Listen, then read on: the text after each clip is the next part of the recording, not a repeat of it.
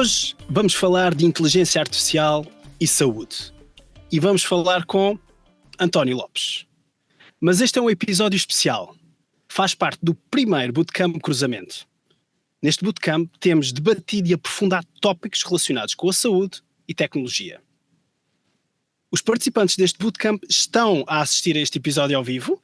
Depois da gravação, e já com os microfones e as câmaras desligados, vão ter a oportunidade de fazer diretamente perguntas ao António e por isso também ser uma oportunidade única. Como habitual, a introdução, o meu nome é Daniel Guedelha e estou acompanhado pelo meu amigo e anfitrião, André Correia. Olá e muito bem-vindos a mais um episódio do podcast Cruzamento, hoje com uma audiência que quem desde já também agradeço e esperamos com muitos de vós também a assistir através do YouTube e das vossas aplicações de podcast. Sem mais demoras, vamos começar com a nossa pergunta habitual. António, em 30 segundos, quem é o António Lopes? Epá, eu acho que já na altura que eu participei no podcast pela primeira vez, eu fiquei assim um pouco sem saber como apresentar em 30 segundos, né? Mas eu não me lembro bem, se calhar vocês lembram-se, mas eu acho que até consegui respeitar o tempo exigido, portanto acho que agora também devo conseguir. Ora bem, o António Lopes é...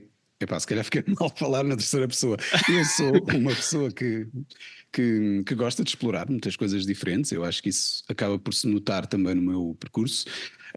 A minha licenciatura foi em Informática e Gestão de Empresas. Eu depois fiz um mestrado em Engenharia de Telecomunicações e Informática e só depois de estar uns anos a trabalhar em Inteligência Artificial num dos laboratórios da universidade é que decidi a fazer um doutoramento nesta área. Durante esse tempo todo, eu até acabei também por dar bastantes aulas na área de programação, de sistemas de informação. Trabalhei também em alguns projetos europeus e nacionais muito ligados à inteligência artificial e foi aí que eu percebi realmente a parte interessante de se trabalhar em inteligência artificial é que esta pode ser aplicada em muitas áreas diferentes e foi isso que me atraiu. Isto é, eu no fundo, eu lá dentro eu sou mesmo um programador, né? Eu gosto de pôr as máquinas a trabalhar para mim e portanto eu aproveito essa vontade de estar sempre a fazer experiências noutras áreas para também procurar onde é que eu posso aplicar os conhecimentos que tenho nestas outras áreas. Atualmente, portanto, o que eu faço para além da minha investigação nesta área de inteligência artificial, eu coordeno a equipa que desenvolve os sistemas de informação do ISCTE. Portanto, divido aqui a minha vida entre estar a chatear pessoas a fazerem sistemas e a mandarem as máquinas fazerem o que é suposto e também tentar eu próprio fazer alguma investigação nesta área que agora está tão na moda. E está de facto, alguém contou? Mas eu não vou dizer, foi um bocadinho mais 30 segundos, não faz mal, vai mal. Valeu a pena. E falaste em programador, falaste em inteligência artificial, que está muito na moda. Vamos então, se calhar aqui, começar por uns básicos. E tu és professor, portanto, inteligência artificial e machine learning. Podes explicar aos nossos ouvintes e aos participantes do Bootcamp quais é que são estas definições e se calhar através de um exemplo, se quiseres? Muito bem. Então, a ideia é exatamente de que a inteligência artificial é um campo enorme, não é? Portanto, é uma área gigantesca que envolve muitas sub-áreas e uma delas é, de facto, o machine learning, que em português normalmente é referida como aprendizagem automática, mas é exatamente o processo em que nós visamos simular a inteligência humana em máquinas, ok? E eu gosto de explicar a ideia de machine learning através daquilo também que os meus filhos faziam quando eram pequenos, e nós também, quando éramos pequenos. Nós basicamente apontávamos para uma coisa e perguntávamos o que é isto, não é? E quando eu respondia isso aos meus filhos, não é? Eu explicava e eles assimilavam esse conceito. Portanto, esse conhecimento ia sendo aprendido, ia sendo desenvolvido e eles aos poucos vão construindo um modelo mental daquilo que é o mundo. Ora, o machine learning no fundo é a mesma coisa, só que enquanto nós estamos a falar num caso em que dos humanos isto é um processo que demora alguns anos, no caso de uma máquina isto é um processo que é bastante rápido. Agora dou-vos aqui este exemplo. Imaginem que vocês queriam desenvolver um processo, um modelo que era capaz de distinguir entre aquilo que é um cão e um gato, e vocês mostravam-me várias fotografias a dar uns exemplos. Ou seja, o que acontece é exatamente isto, é fornecer uma longa lista de imagens que estão devidamente classificadas em cada um dos casos, não é? Portanto eu mostro uma série de imagens do que é um cão e mostro uma série de imagens daquilo que é um gato. E aquilo que nós fazemos é esperar que depois de um processo de treino, através destes algoritmos de machine learning, quando nós apresentamos uma nova imagem que não foi usada no treino, é suposto o modelo depois ser capaz de adivinhar o que é. Não é bem adivinhar, mas, portanto, com base no seu treino, perceber que consegue responder corretamente àquilo que estamos aqui a ver. E, portanto, naquele caso, ele deveria ser capaz de responder que é um cão. E agora, eu peço imensa desculpa se esta explicação é demasiado básica, não é? Mas, portanto, isto é importante deixar aqui aquela base, porque eu não sei quem é que está a ouvir isto, e, portanto, pode ser importante deixar aqui esta explicação do mais básico possível, que, na verdade, aquilo que nós fazemos com o machine learning é tentar reproduzir esse mesmo comportamento de aprendizagem que os humanos fazem, que é, com muitos e muitos e muitos exemplos, vão desenvolvendo as suas regras internas daquilo que é os conhecimentos que nós tentamos passar para as máquinas, portanto. Tá, obrigado, António. E só para referir que quem está a ver-nos no YouTube conseguirá também ver aqui uns slides que vão acompanhar a conversa de hoje. E aqui também no teu exemplo, António, eu acho que todos nós acabamos de uma forma ou de outra por estar também a ajudar neste machine learning, por exemplo no CAPTCHA, não é? Quando estamos a fazer uma validação de um utilizador e estamos a identificar o que é que são carros ou o que é que são semáforos, acabamos por estar a ajudar nesta machine learning ou neste exercício de aprendizagem. Sem dúvida, esse é um dos exemplos em que a Google foi muito inteligente, ao mesmo tempo que ofereceu um mecanismo de segurança, ofereceu também um mecanismo para estar a fazer a aprendizagem de marcação daquilo que são as imagens. Ou seja, a partir do momento em que um humano está lá a marcar o que é um semáforo, o que é uma bicicleta, o que é um caminhão, no fundo está a fazer também essa mesma classificação para eles depois usarem nos seus treinos de imagens, sim.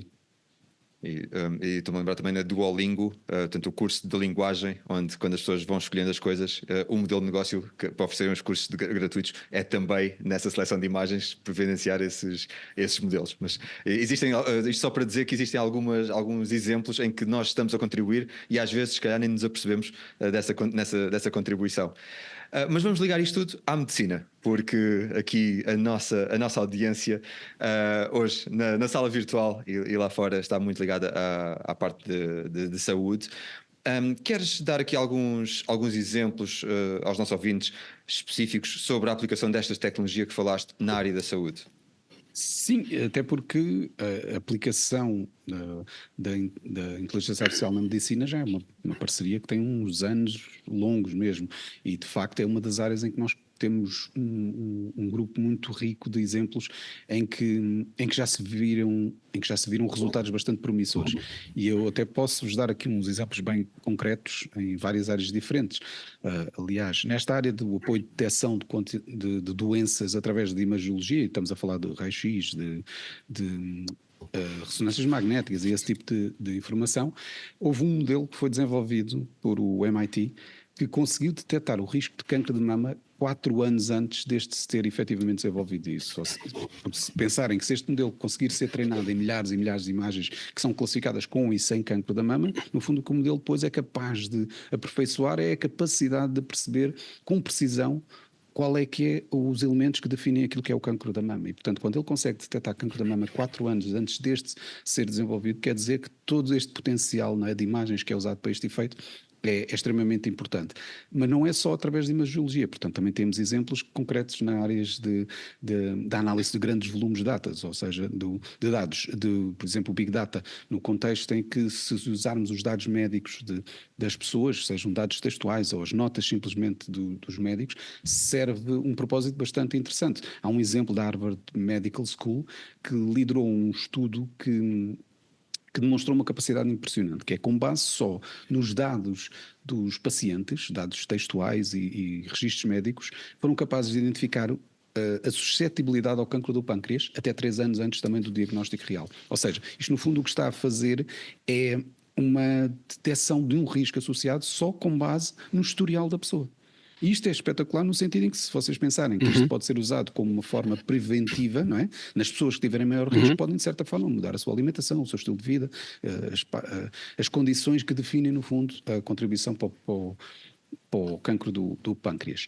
Dou-vos também outro exemplo, e este em particular é mais do meu próprio trabalho, e este é curioso, porque já foi exatamente a razão porque eu participei no podcast Cruzamento da primeira vez, que tinha a ver com o trabalho que eu e o meu amigo Bruno Amaral fizemos a propósito de um bot que nós criámos para ser capaz de perceber, de entre os milhares de papers que todos os anos são publicados, quais é que são efetivamente relevantes para avançar a investigação em esclerose múltipla. E isto inclui informação como ensaios clínicos e outro tipo de dados. E é exatamente o tipo de coisa que as máquinas são muito boas a fazer, a sumarizar, analisar grandes quantidades de dados e podemos usar isso a nosso favor. Por outro lado, também há outra possibilidade, que é acelerar o desenvolvimento de novos fármacos. Há um exemplo muito engraçado da Insilico Medicine, que é uma empresa que fez uma parceria com a NVIDIA, que eu não sei se vocês conhecem a NVIDIA, mas é a empresa do gaming que foi conhecida por desenvolver as GPUs que são usadas no gaming, e que no fundo fizeram aqui uma parceria para acelerar o desenvolvimento de novos fármacos. E como é que fizeram isto? No fundo a Insilico utilizou estas tecnologias que a NVIDIA oferece em cada etapa deste processo pré-clínico da descoberta de medicamentos. E aqui se calhar o Daniel até poderia explicar isto muito melhor do que eu, mas a ideia é mesmo esta. Eles têm um passo em que têm que identificar moléculas que poderiam ser alvos de um determinado composto. Têm que identificar depois candidatos, quem é que podem ser usados para os ensaios. Têm que avaliar o grau de ligação destes candidatos ao objetivo do ensaio. Eles podem até prever os resultados dos ensaios clínicos, porque tudo isto, se fosse feito da forma tradicional, né, teria custado mais de 400 milhões de dólares e podia ter levado até 6 anos. E eles, no fundo, ao terem utilizado estas técnicas, conseguiram reduzir a 1/10 do custo e 1/3 do tempo. É impressionante. Portanto, a ideia de que eles apenas em 2 anos e meio conseguiram passar desde a incipiência da ideia, não é, até ao desenvolvimento do fármaco é extraordinário. Portanto, é algo que a inteligência artificial pode de facto contribuir muito. E finalmente, a ideia também da personalização da medicina, não é? Esta área é interessante porque há um potencial enorme de se usar a IA para direcionar o diagnóstico e o tratamento de forma bastante mais personalizada.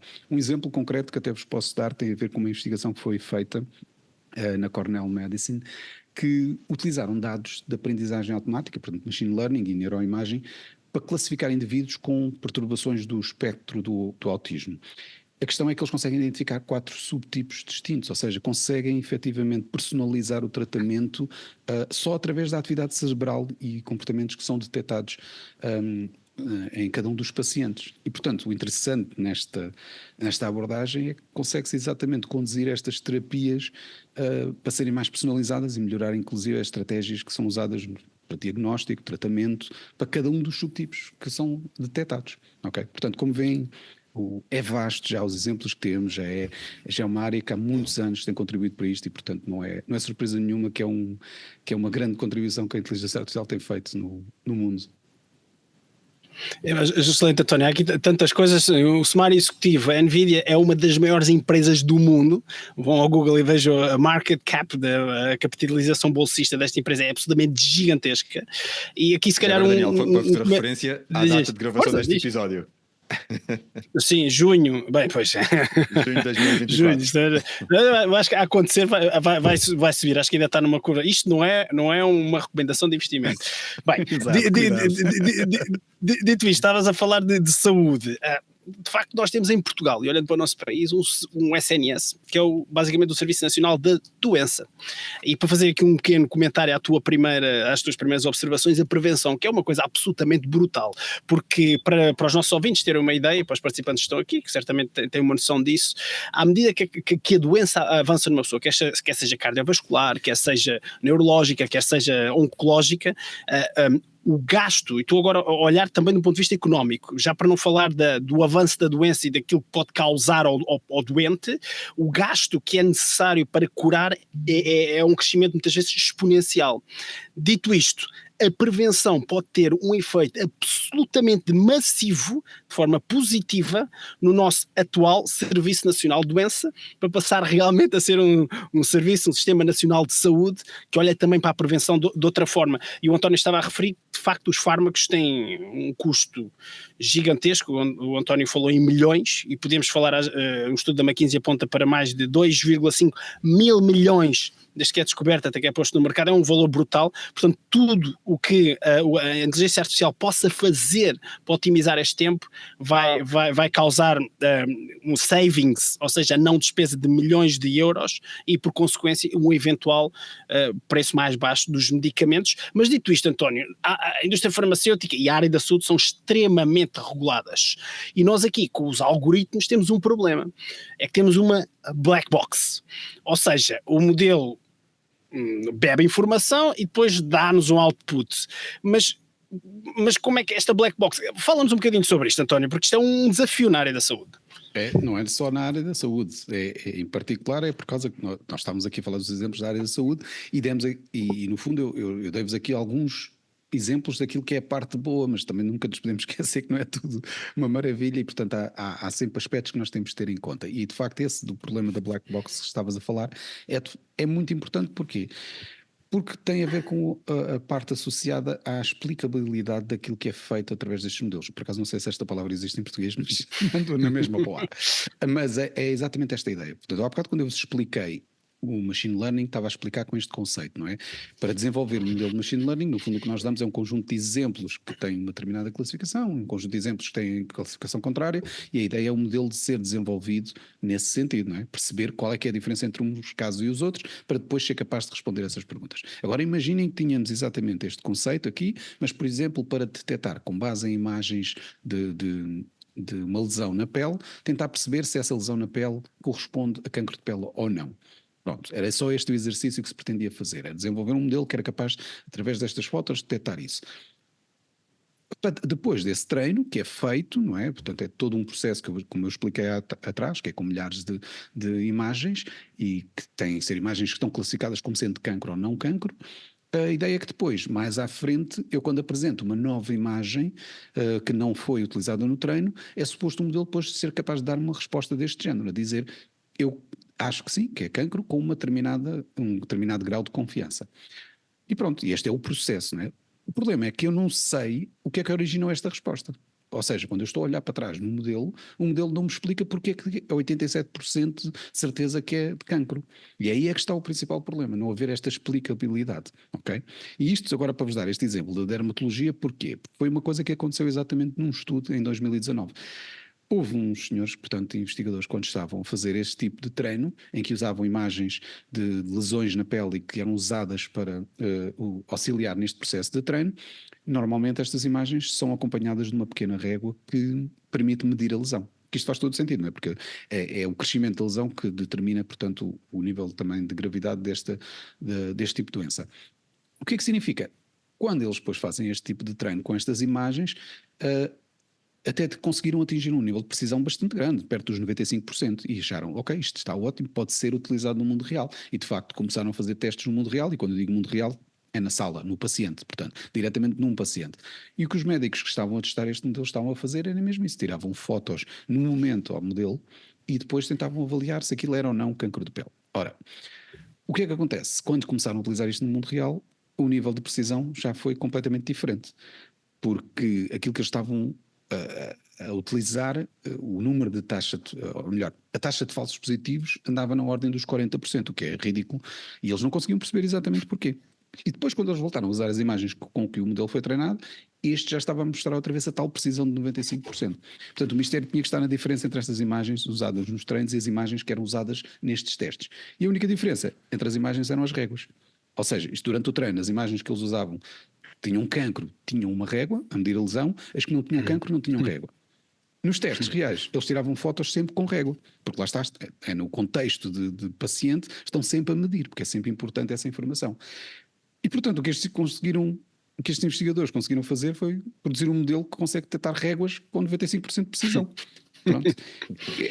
Não é nada mau, atenção, isto é bastante interessante, serem capazes de detectar réguas, mas não era esse o objetivo, não é? Portanto, obviamente isto foi um choque para eles, não é? E portanto houve aqui um processo de aprendizagem importante e ainda bem que eles publicaram estes resultados, não é? Porque no fundo é uma informação que agora está disponível para toda a gente desta área aprender com este processo de que nós temos que ser capazes de perceber porque é que os modelos não dão certas respostas, não é? O que também, por outro lado, tem aqui um aspecto importante que é, também nos introduz aqui a ideia de termos um pensamento crítico sobre o resultado destes modelos. Ou seja, temos que também ser um bocado céticos com aquilo que nos é dado como resposta e temos a certeza que isto faz sentido enquanto output de um modelo que tem este objetivo, não é? Produzir um resultado de predição de uma determinada doença.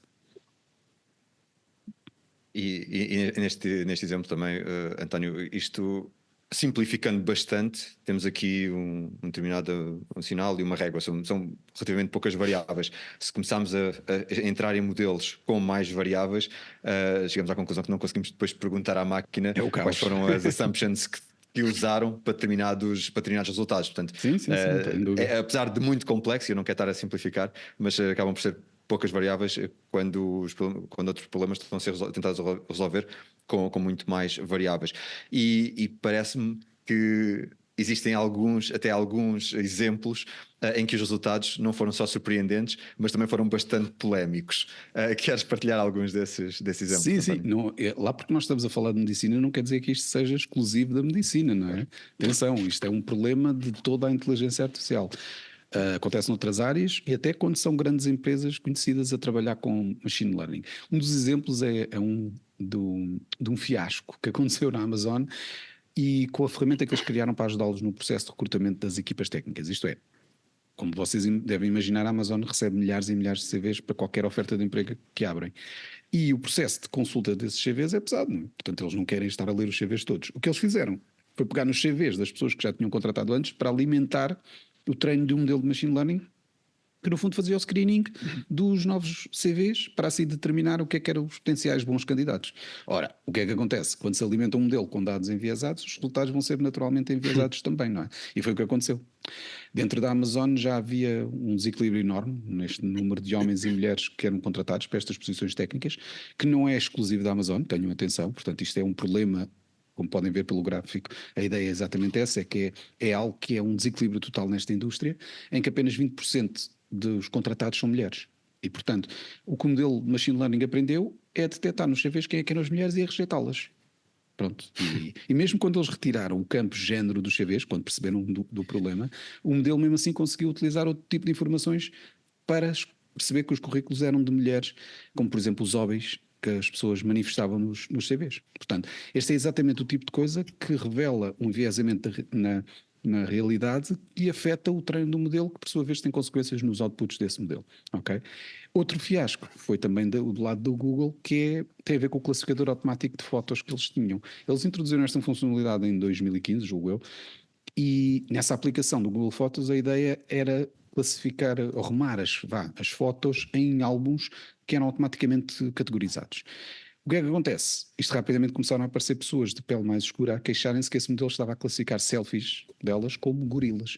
E este é mais um daqueles casos em que mostra claramente a pouca diversidade das fotos usadas no treino dos modelos. Porque pensem assim, bastava que houvesse uma pessoa nesta equipa deste projeto que tivesse pele escura e tivesse selfies e que testasse com as suas próprias fotos, que teria percebido este problema ainda em laboratório, não é? Portanto, é extremamente... Voltamos até se calhar àquele ponto que eu estava a dizer atrás, que isto é revelador da importância que é nós temos esta visão crítica sobre a forma como se produz inteligência artificial. Portanto, se nós ainda não estamos naquele ponto é que podemos simplesmente confiar cegamente nestas coisas. Não é? Temos que ter o cuidado de ter a certeza que os dados que são usados para o treino conduzem aos resultados que são efetivamente os esperados e que tragam, portanto, benefícios para a sociedade, digamos assim. Excelente, António. Olha, eu não resisto aqui a fazer dois comentários breves. Um, a importância que tu fizeste da diversidade das equipas. Estavas agora a falar de pessoas de pele escura. Obviamente, se tivesse lá alguém, ou muito provavelmente, iria fazer isso. E outra é, em grandes corporate, às vezes fazem-se projetos absolutamente megalómanos, quando um simples teste, ir à rua testar, pode overcome tantos destes desafios. É um call to action para as grandes empresas. Às vezes um pequeno teste é tão fácil, daí as startups terem uma vantagem muitas vezes interessantíssima e competitiva. Mas se calhar, olha, António, sendo assim, startups, empresas, mudar coisas, vamos olhar aqui para o futuro. E vamos olhar para a inteligência artificial e ler mentes. Será que isto é mesmo possível? E sim, diz-nos a tua perspectiva, fala-nos um pouco sobre isto. Não é possível, mas é só porque eu gostei deste exemplo e gostava de o apresentar, porque eu gosto muito de falar deste exemplo porque é uma área de inteligência artificial aplicada à saúde que eu aposto que as pessoas não estão normalmente à espera de ouvir quando se fala nisto. E porque é de facto um uso completamente diferente, um conceito de utilização de um treino, de um modelo, para fazer algo que, à partida, as pessoas pensam que não é possível. E o princípio desta abordagem é relativamente simples. A ideia é detectar atividade cerebral através da ressonância magnética funcional e transformar essa atividade cerebral em padrões que correspondam a palavras ou expressões. Como é que eles fizeram isto? Foram os investigadores da Universidade do Texas que começaram por colocar os voluntários dentro destas máquinas, não é, de ressonância magnética, e colocaram-nos a ouvir podcasts durante várias horas. E ao mesmo tempo que estavam a fazer a ressonância magnética, o cruzamento, por exemplo. E o que é que aconteceu? Os padrões que eles estavam a apanhar da atividade cerebral que eram detectados na ressonância, não é, foram emparelhados com as palavras que eram ouvidas no podcast. Ou seja, por cada sinalzinho que a ressonância magnética apanhava, eles emparelhavam isso com esta palavra e aquela palavra e aquela palavra. Pronto. O que a seguir foi feito? Foi desenvolvido um modelo de machine learning que tenta aprender a associação entre os padrões da atividade cerebral e a relação semântica das palavras. E isto conclui, portanto, aquela fase de treino. O que é que acontece depois? É que eles depois colocam novamente os voluntários dentro da ressonância magnética, põem-nos a ouvir novamente novos podcasts que não foram ouvidos anteriormente e registram novamente estes padrões de atividade cerebral. Mas desta vez, eles já não estão a fazer a ligação entre a atividade cerebral e as palavras. O que é que estão a fazer? Estão a mostrar estas atividades cerebrais novas ao modelo e estão à espera que ele diga quais são as palavras ou a semântica associada que está a ser produzida com aqueles sinais. E o engraçado é que o modelo não capta as palavras exatas, capta ideias, significado, semântica.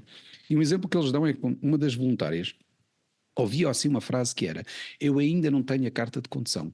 E o texto que o modelo produziu foi: ela ainda não aprendeu a conduzir. Portanto, é algo que é semelhante em termos semânticos e em termos de conhecimento, aquilo que está a ser detectado pelo modelo é equivalente, embora não seja exato, mas dá para expressar a ideia. Ou seja, isto mostra a forma interessante como até o nosso cérebro, se calhar, representa funcionalmente a informação que nós ouvimos. Ou seja, ouvimos uma coisa, mas a ideia que expressamos na nossa mente é outra.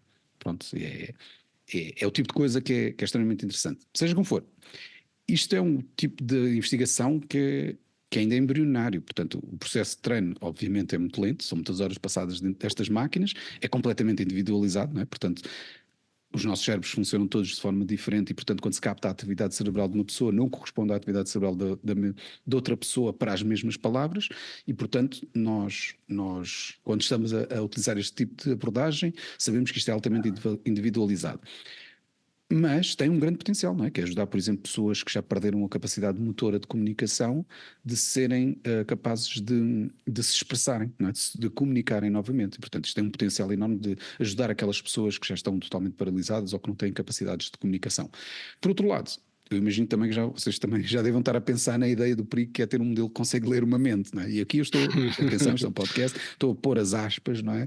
Porque, obviamente, isto não está a ler a mente, mas a verdade é que isto nós acabamos por entrar aqui num pântano ético um bocadinho perigoso, não é? Porque há aqui um potencial enorme em isto ser usado para estes pacientes que eu estava a dizer, não é? Que perderam a capacidade de comunicar verbalmente, mas também por outro lado tem este perigo, não é? De estarmos a entrar por um terreno assim ligeiramente complicado em termos éticos de a pessoa nunca ter a privacidade da sua mente, não é? Tudo o que pensa está a ser transmitido para um modelo que depois traduz em palavras, não é? António, eu acho que é por isso que é tão importante nós termos este tipo de conversas, porque nós vamos olhar para o Elon Musk, a Neuralink que ele tem, portanto nós já temos de facto a acontecer em empresas a meterem milhões e milhões de dólares, euros, não necessariamente só neste espaço, mas nesta interface entre o cérebro e o computador. Já está a acontecer e é tão importante. Se queres fazer algum comentário antes de passarmos à próxima, António, Não, mas isto de facto ótimo. já está a acontecer. É isso mesmo, o exemplo é ótimo, porque isso também está acontecendo na Neuralink. Recentemente eles também libertaram esse vídeo em que demonstra como é que o voluntário deles está a utilizar aquilo. Portanto, uma pessoa que é totalmente paralisada e que perdeu a capacidade de interagir com o computador, agora está a interagir com o computador com a mente. Ou seja, o dispositivo que eles implantaram na cabeça da pessoa está por Bluetooth a enviar os sinais para o computador para a pessoa poder controlar o rato. E no fundo consegue jogar, consegue escrever, consegue fazer várias coisas. Isto é excelente para aquela pessoa em particular, não é? Porque desenvolve ali uma capacidade de comunicação e de autonomia que antes não tinha.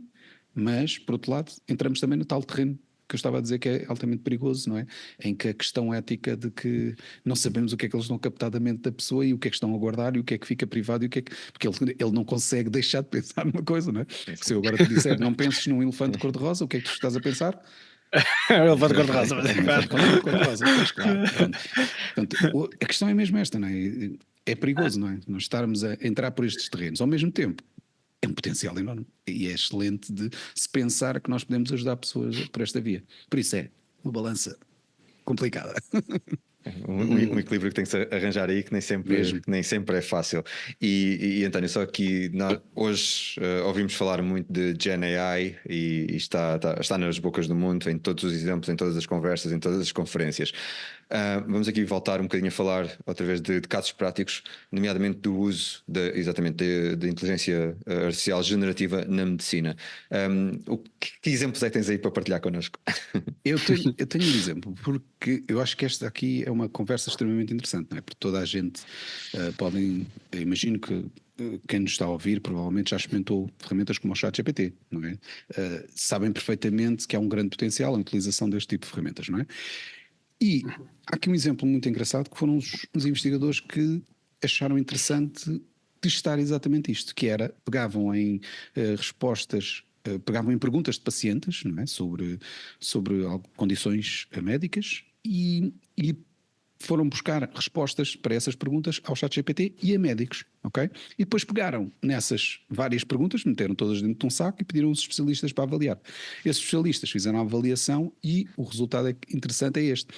É que as respostas que foram dadas pelo ChatGPT foram consideradas, em termos médios, 79% melhores do que as que foram dadas pelos médicos. Mas o mais interessante é o porquê que foram consideradas 79% melhores do que os dos médicos. Não tem a ver com a factualidade ou exatidão da resposta, porque isso também um médico sabe fazê-lo muito bem, mas tem a ver com o facto de ser mais compreensível e empática. Obviamente eu não estou a sugerir com este tipo de exemplos que se deve usar a inteligência artificial para substituir os médicos, não é? De maneira nenhuma, nem pensar, até porque o trabalho do médico vai muito além de simplesmente de dar respostas a um paciente. Portanto, aquela análise física e presencial do médico tem componentes muito importantes que não é possível transmitir numa máquina. Mas este estudo serviu para mostrar que há de facto aqui um potencial em que a inteligência artificial pode de facto ajudar a melhorar esta comunicação dos médicos com os seus pacientes, porque não é? Todos nós sabemos que há ali um fosso comunicacional grande entre o médico e o paciente, e por vezes isto pode se tornar um obstáculo, o que é normal. Os médicos são humanos, tendem também a ser bastante técnicos, porque é também o resultado da sua aprendizagem, e por vezes é difícil transmitirem isso e com a calma e com a empatia que é necessária aos seus pacientes. Mas agora, se vocês pensarem, este estudo foi um teste cego, ou seja, quem avaliou as respostas do chatbot não sabia que eram de um chatbot ou de um médico, e por isso essa avaliação foi totalmente imparcial. E a verdade é que, se nós depois pensarmos numa outra via, eu tenho aqui um outro exemplo, que mostra que as pessoas se calhar ainda não estão preparadas para esta ideia, que a inteligência artificial pode ser usada na medicina. Este outro estudo que foi realizado recentemente revela que, na verdade, há 2/3 dos americanos que consideram-se completamente desconfortáveis com o uso de inteligência artificial quando se trata da sua saúde. Ou seja, quando eles não sabem que está a ser utilizada, eles gostam das respostas, sentem que as respostas são compreensíveis, são empáticas. Por outro lado, não lhes agrada esta ideia, não é? Porque a saúde é uma coisa que é... Uma coisa é utilizar a inteligência artificial para nos dar recomendações no Netflix, outra coisa é para dar recomendações sobre a nossa saúde, não é? E, portanto, há aqui coisas em que as pessoas sabem muito bem que há uma fronteira e têm alguma dificuldade em decidir se devem ou não ser usadas. E, portanto, há aqui ainda um grande receio. E eu imagino que isto também vai revolucionar de alguma forma o que os médicos fazem para comunicar com os pacientes, não é? De certeza que também vão aumentar os pacientes que vão aparecer no consultório a dizer que consultaram o Dr. ChatGPT antes de chegar lá, né? Antes era o Dr. Google, agora é o Dr. ChatGPT. Portanto, na verdade isso não muda muito, mas o que importa é que isto vai ser uma revolução nesta forma, neste interface médico-paciente, não é? E acho que ainda assim deve ser estudado. É interessante, António. Eu vou tentar aqui recordar uma história que o Ricardo Batista Leite contou há pouco tempo e eu achei muito engraçada. Ele dizia que num hospital em Portugal que havia uma doente que era assistida por um bot.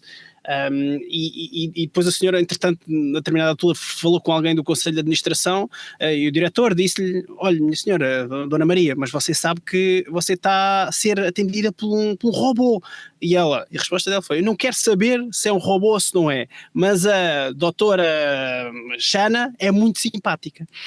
Ou seja, nós estamos a entrar, a história era por aqui, nós estamos a entrar num espaço, e os próprios processos que nós temos no nosso Serviço Nacional da Doença, nosso SNS, em que o médico é forçado, do ponto de vista processual, a estar 2/3 do tempo à frente de um computador, estamos a bloquear a empatia, estamos de alguma forma a permitir que as máquinas trabalhem a empatia. Nós estamos a criar aqui é algo interessante para olhar. E António, vou pegar aqui se calhar na última questão, e há pouco falavas que entramos aqui numa zona se calhar um bocadinho cinzenta, e isto claro que tem impactos também do ponto de vista de guidelines e de forma é que isto é legislado, sobretudo quando olhamos para países. E nós vemos claramente essa tensão geopolítica entre a China, a Europa, os Estados Unidos, é real. António, open question, fala-nos um bocadinho sobre isto e qual é a tua visão? Eu essa parte da discussão da ética e da regulação é complicada para mim porque entra no campo legal que eu não domino e portanto não gosto muito de dar assim, sou muito fluido ainda para mais nessa parte das opiniões, ok? Portanto eu não tenho uma opinião assim muito formada sobre isso, mas tenho aqui uma noção de que há pelo menos 2 aspectos que devem ser discutidos. O primeiro é a mesma questão de nós percebermos que aquilo que é ilegal já está legislado, ou seja, as pessoas preocupam-se muito, tem que se legislar a inteligência artificial, temos que ter esse cuidado, não sei, mas também temos que pensar que as pessoas estão preocupadas com o quê? Deepfakes já são ilegais, que é, estás a impor a imagem de uma pessoa quando ela não deu o consentimento. A forma como tu usas a inteligência artificial para desinformar também já tem o seu fundamento legalizado, portanto eu acho que desse ponto de vista nós não nos devemos preocupar com aquilo que já está tratado, porque a lei já sabe muito bem o que é legal e o que não é. O que nós devemos preocupar sim é com as outras questões, que é aquelas em que são os efeitos secundários da utilização da inteligência artificial, no sentido em que a criação de desigualdades, não é? A criação de preconceito, isso sim é mais subjetivo, não há assim uma forma tão evidente de ser legislada e que tem de facto um impacto grande, e essas sim têm que ser faladas e contribuídas. Por outro lado, estavas a falar desta questão dos países, que é aí que eu acho que há uma parte importante, que é, na verdade, isto é uma corrida, e é uma corrida que nem todos os países vão respeitar essa parte ética, não é? E portanto esta corrida às armas é um pouco nesse sentido em que temos que ter esse cuidado, porque por um lado nós sabemos, ok, temos que ter este cuidado, temos que avançar devagar, temos que perceber muito bem quais são os impactos de introduzir estas tecnologias, sabemos que vai afetar o trabalho de muita gente, sabemos que vai afetar processos que envolvem questões muito importantes como estas que estivemos aqui a falar no impacto da medicina e o seu uso na saúde, mas por outro lado sabemos perfeitamente que há outros países que eu vou tentar ser politicamente correto, vou só dizer que não partilham os mesmos valores democráticos que nós e, como tal, não estão preocupados com esses desafios e vão avançar a todo custo. O que significa que se também, por outro lado, estes países que querem estabelecer alguns valores vão ficar para trás e podem-se ver à mercê de um país mais poderoso que desenvolveu uma tecnologia de tal forma disruptiva que vai afetar a estabilidade geopolítica no planeta. E, portanto, isto, como veem, é demasiado global e demasiado complicado para se ter uma discussão tão simples como dizer que é esta a solução. Eu não faço a mínima ideia qual é a solução, ok? Portanto, o que acontece neste contexto é que temos mesmo uma grande decisão aqui a tomar, que é entre sermos capazes de acompanhar a tecnologia e não nos deixarmos ficar para trás, com o não o fazermos de forma não ética e causar problemas graves à sociedade. O problema é que se nós não fazemos, os outros também poderão fazer, não é? E, portanto, é muito difícil definir qual é que é o caminho correto para este tipo de coisas. E é, essencialmente, aquilo que eu acho um excelente ponto de discussão para ouvir outras pessoas que não eu, que não sou um especialista nessas questões legais e de ética e de regulação. António, se calhar antes de fechar, eu vou passar ao André. Eu acho que nós e os ouvintes que nos estão a ouvir e os participantes que estão aqui temos que temos que assumir também esse papel, essa responsabilidade de participar no debate e de fazer acontecer, porque não são os outros que têm que decidir, não é, António? E é exatamente por isso que nós temos também este bootcamp aqui a acontecer. Não vamos deixar nas mãos dos outros. Existe um papel ativo que nós podemos ter. E, António, e obrigado aqui pela partilha, vou já passar aí ao André. De facto, isto não é uma questão para se vai ou não acontecer, está a acontecer e de facto todos temos de ter aqui uma palavra a dizer, ou pelo menos tentar ter essa palavra. António, nós vamos continuar aqui a conversa contigo e com os participantes do Bootcamp, mas para quem nos está a ouvir e a ver, queremos agradecer o teu tempo e a tua disponibilidade. Em jeito de resumo, tivemos aqui hoje como convidado António Lopes, que partilhou connosco vários conceitos sobre inteligência artificial, nomeadamente machine learning e a própria inteligência artificial, os conceitos que estão à volta. Abordámos muitos exemplos concretos dentro e fora da área da saúde, explicámos o problema da black box e os impactos que pode ter na sociedade e nos resultados que obtemos. E falámos também de governance, nesta que é uma inovação que, apesar de já ter alguns anos de ser criada, mas está agora a começar a ser realmente aplicada. Mesmo para terminar aqui a gravação, antes de darmos início ao debate, António, caso os nossos ouvintes queiram saber mais sobre ti, onde é que eles se podem encontrar online, eles e elas? Epá, eu não tenho assim grande participação online, tento ser mais, pelo menos nas redes sociais, mas sim, estou presente nas do costume, e, portanto onde me encontrar é só procurarem por Tony Virtual, é um nome antigo que eu uso desde o tempo da adolescência, que eu achei que era engraçado, mas pronto, ficou... Tony Virtual. Tony Virtual, é isso. Boa. E é isso, procurem com esse nome onde me encontrar. Por outro lado, se tiverem também a vontade de continuar a ver estas minhas ideias malucas às vezes que eu tenho sobre estas coisas, eu tive durante um tempo aqui o meu podcast, o 1 sobre 0, que discute exatamente estas questões do impacto da tecnologia na sociedade, mas que não tive efetivamente muito mais tempo para continuar a produzir episódios. Mas tento, dentro do possível, tenho também a newsletter também chamada 1 sobre 0, em que eu tento partilhar o mesmo tipo de informação, portanto estão todos convidados para acompanharem também essa newsletter. Obrigado, Tony. E quanto a nós, podem também encontrar-nos no nosso website e redes sociais como LinkedIn, YouTube ou Twitter e também no Instagram. Convidamos a subscrever a nossa newsletter. Despeço-me por agora e até breve.